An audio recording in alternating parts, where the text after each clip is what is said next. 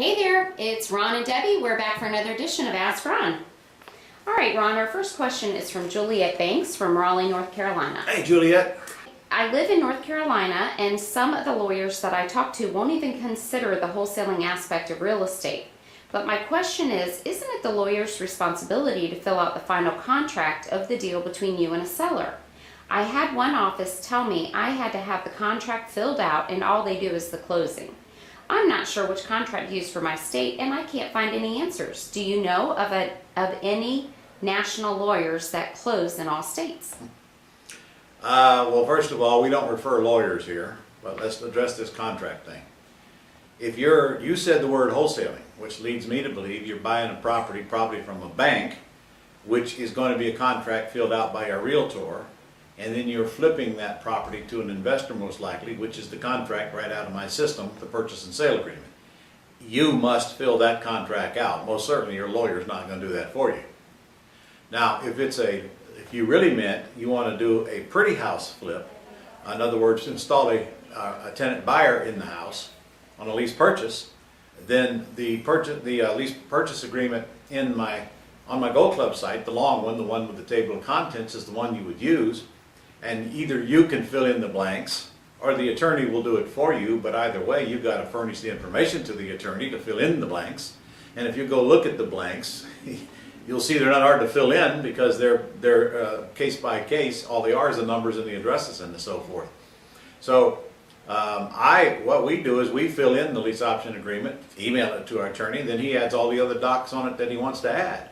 If I'm selling a house with owner financing, then I'm going to fill out the purchase and sale agreement. There's nobody else to do it. The attorney's not going to do it for me. So your attorney is correct. They want to see the purchase and sale agreements filled before they start the closing process, because that is the document that tells them what paperwork and how to draw it up.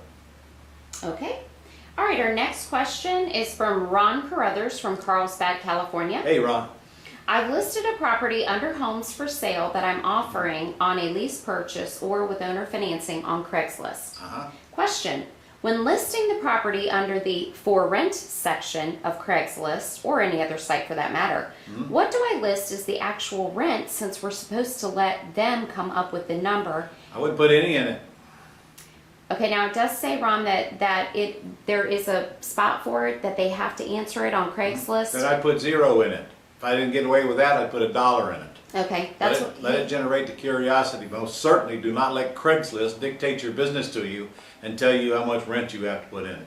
Okay, and that's what he said that he does is he's put $1 in and then explain in the body copy that the house is not for rent for $1. But you don't even need to do that. Let's leave the $1 in it and let them call you and find out what's the deal. That might generate a lot of calls. Curiosity generates calls, yes. Okay, next is from Peter Podolicki from Aiken, South Carolina. Peter? This is regarding using option or purchase agreement. I have a possible deal. A duplex for sale. ARV is $120,000. Purchase price is $105,000. Right. Each unit brings in $700 per month.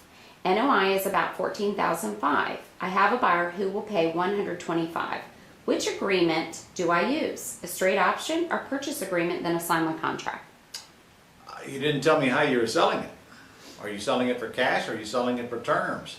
And if I don't know that answer, I can't tell you which agreement. If you're selling it for well, you're going to use a purchase and sale agreement regardless of how you're selling it, but that'll determine how you're going to fill it out. If you're optioning it from your seller, then you should use a purchase and sale agreement to your buyer, and then they'll have to close simultaneously, of course, because you can't sell something you haven't taken title to yet. Can't deliver title if you don't have title. But the purchase and sale agreement, if you're selling it. I don't remember, I think you said you're selling it, but of course if you're installing a lease option tenant buyer, then it's the lease option agreement. There's only 2 agreements: purchase and sale or lease option, buying or selling. And an option is really just another form of a purchase and sale agreement. It says I may buy. Purchase and sale agreement says I will buy. They both solve the exact same problem, and the results are the same if you don't buy. They just keep your deposit. Okay, he has another question, Ron. Lease option. What to do if the owner asks for a credit report and references to write a lease? Tell him that you will be leasing it in your entity name, and you don't do anything as an individual, and there's other people involved in your company, and and that's just not going to happen. I can't remember the last time somebody asked me, but that's what I tell them, and we don't do that. This is not an individual situation. You're leasing it to my company. If that's an issue, then we probably can't work together. Okay, this next one, Ron, her subject line is, Ron said we could, so I did. This is from Nancy Wilson from Sumter, South Carolina. Hey, Nancy. My attorney will not use Ron's forms, but has his own, which are not as good as yours, which is a huge problem in itself. But I have a seller who moved to South Carolina who still owns a house in Maine, which he needs to sell. I put it on Craigslist, got a cousin of the owner to put a lockbox on the house, had 3 or 4 serious lookers, and got a tenant buyer within 3 weeks. They had it inspected and now need to close this week. This is the second group of attorneys I have called. The first didn't want to do this because they were leery of me because I didn't own the house. The second attorney in Maine wants a retainer from me.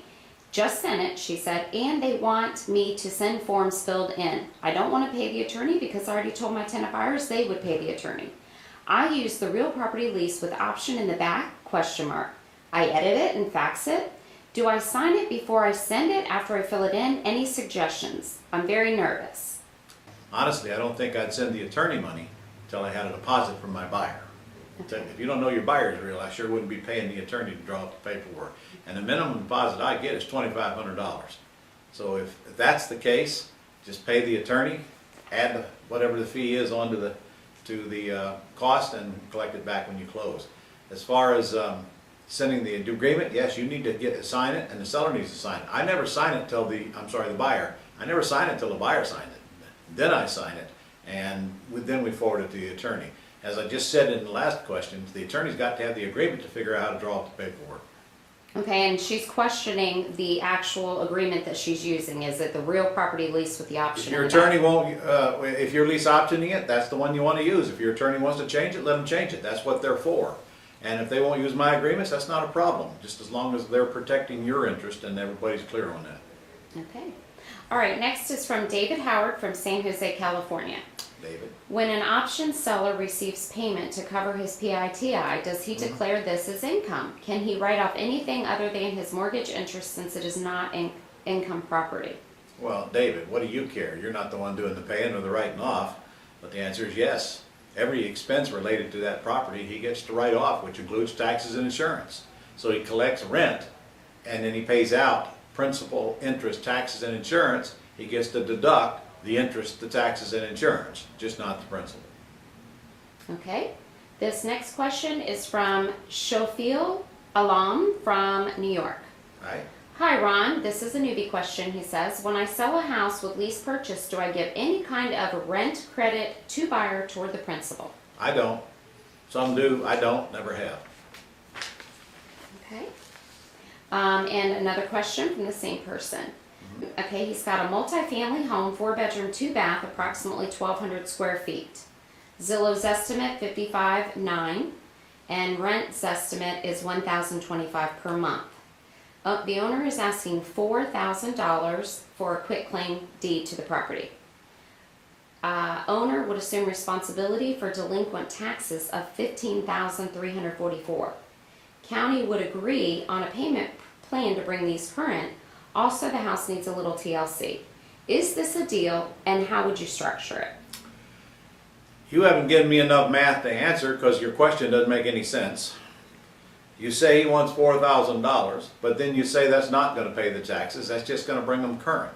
So does that mean he's going to bring the taxes current, and then you're going to take over the rest plus $4,000? You're going to have to be a lot more clear on the question. I don't get your question. So I don't know how to tell you to structure that deal. I do know that you probably should not take a quitclaim deed. That's QUIT. If somebody's going to sell you a property and you're going to give them money, then there's no reason for you to not get a warranty deed. A quitclaim deed means I don't know if I have any interest, but if I do, it's yours, but I'm not guaranteeing anything. A warranty deed means, yes, I do have an interest in this property, and I stand behind that interest, and I'll warrant that my interest is true and faithful. So get a warranty deed. Quitclaim deed should automatically raise questions and run big red flags up. Why do they want to give me a quitclaim deed? The answer is they might be hiding something, or they know they don't have a clear title.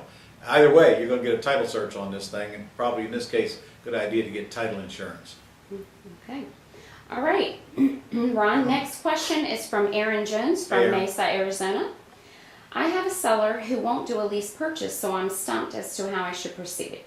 I offered the seller $240,000 on an 18-month lease purchase. Seller countered me at $220,000 without the lease. Aaron, stop.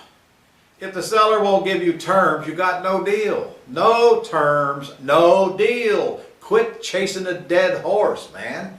You're trying to make chicken salad out of chicken shit. It ain't gonna happen. No deal. No terms, no deal. Move on. Do another deal with somebody who'll give you terms. All right, Ron, that's all we have for today. On that pleasant note, let's see you guys next week.